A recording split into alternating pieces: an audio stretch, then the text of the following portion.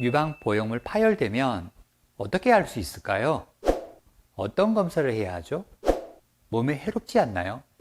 치료를 위해 어떻게 해야 하죠?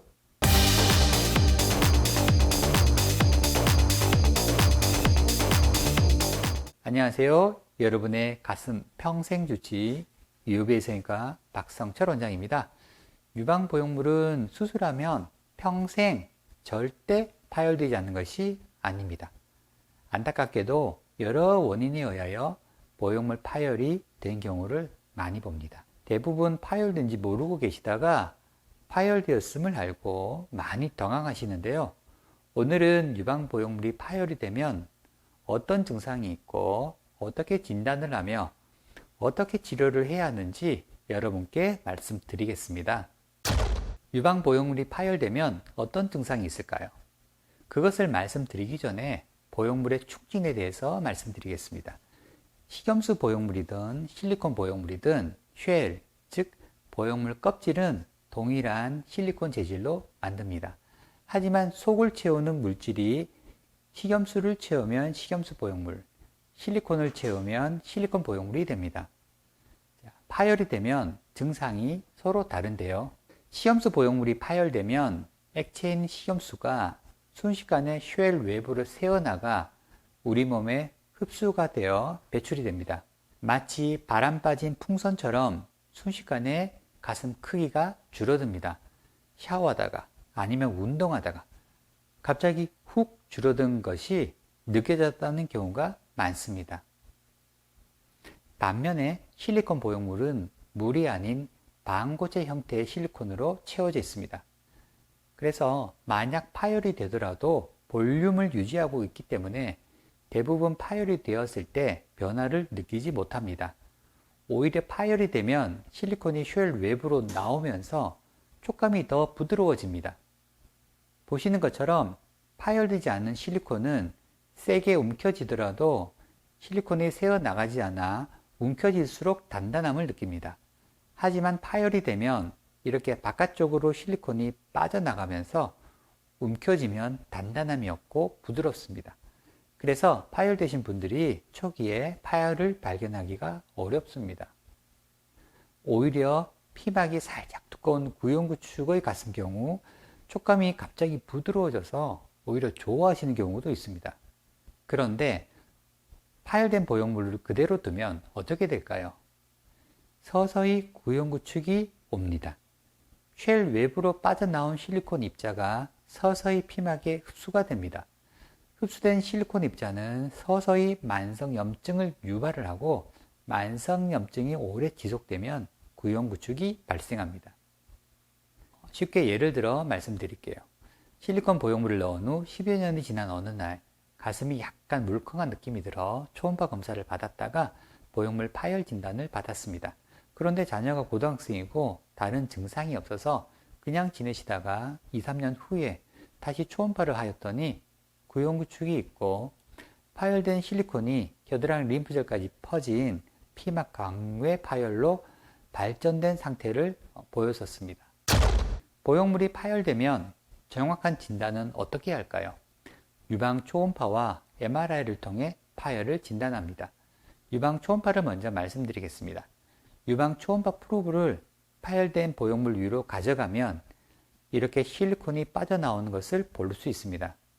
그럼 시기별, 형태별로 파열된 보형물의 초음파 형상을 말씀드리겠습니다.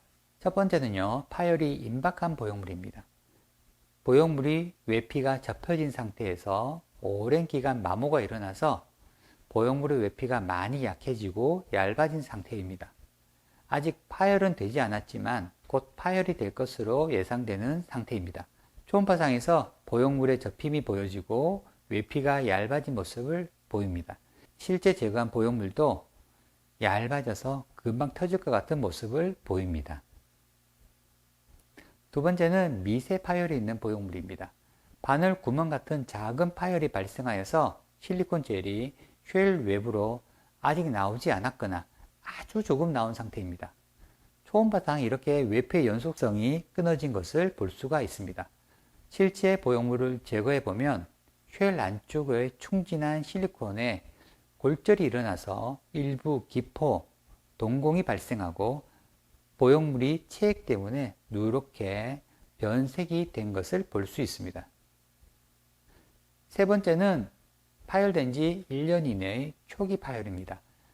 서서히 실리콘이 외부로 새어나와 외피 바깥에도 실리콘이 존재하는데 초음파상에서는 아무것도 없어야 하는 피막과 외피 사이에 실리콘이 상당량 존재합니다. 보형물을 제거해 보면 보형물 바깥에도 실리콘이 많이 빠져나와 있으며 피막은 정상보다 두꺼워져 있습니다. 조직 검사를 해보면 실리콘에 의한 만성 염증 소견을 보입니다. 네 번째는 파열 후 오랜 기간이 경과한 장기 파열입니다. 외피 바깥에 실리콘이 더 많아지면서 외피가 여러 겹으로 겹쳐집니다. 이를 사다리처럼 보인다 해서 스텝 레더 사인이라고 합니다. 실리콘 분자 간 결합력이 약해져서 마치 물처럼 흘러내리고 피막은 상당히 두꺼워져서 대부분 구형구축이 옵니다. 하지만 물방울 보형물은 라운드 보형물과 조금 다른 양상을 보입니다. 실리콘 자체가 단단하여서 파열이 되어도 모양의 변형이 별로 없고 촉감의 변화도 크지 않습니다. 초음파 상에서도 초기에는 단지 외피의 연속성이 끊어진 모습만 보입니다. 하지만 오랜 기간이 경과하면 라운드 보형물과 마찬가지로 외부로 실리콘이 새어나와서 외피 바깥으로 실리콘이 있는 것을 볼 수 있습니다. 초음파로도 확인되지 않는 파열은 MRI 촬영을 하여 파열을 확인할 수 있습니다. MRI는 파열되어 끊어진 외피를 확인할 수 있고 보형물 바깥으로 나온 실리콘 젤을 확인할 수 있습니다. 하지만 초음파에 비하여 비용이 훨씬 비싼 단점이 있습니다. 초음파와 MRI의 파열에 대한 정확도는 이제 거의 비슷하다고 알려져 있습니다. 파열이 되면 어떻게 해야 할까요? 가급적 빠른 시간에 파열된 보형물과 피막을 제거하고 새로운 보형물로 교체해야 합니다. 파열이 되어 외피로 빠져나온 실리콘은 시간이 지날수록 피막이 흡수가 되고 드물게는 피막을 뚫고 피막 외부로 빠져나가는 피막 강외 파열로 발전할 수 있습니다. 결과적으로 구형구축과 림프절염 등을 유발하기에 가급적 이른 시간에 파열된 보형물을 제거해야 합니다. 이때 피막도 모두 제거해야 하는데 이미 실리콘 입자가 피막에 흡수가 되어 만성염증을 유발하고 있다면 보형물을 제거하더라도 남겨진 피막의 실리콘 입자와 만성염증은 계속 영향을 미치게 됩니다. 보형물을 다시 넣지 않아도 가슴의 모양에 변형이 오며 만약 새 보형물을 넣었다면 구형구축이 올 수 있습니다. 저희 UBA 성형외과는 유방외과와 유방영상의학과와 협진하여서 발견하기 어려운 초기의 미세 파열도 모두 찾아냅니다.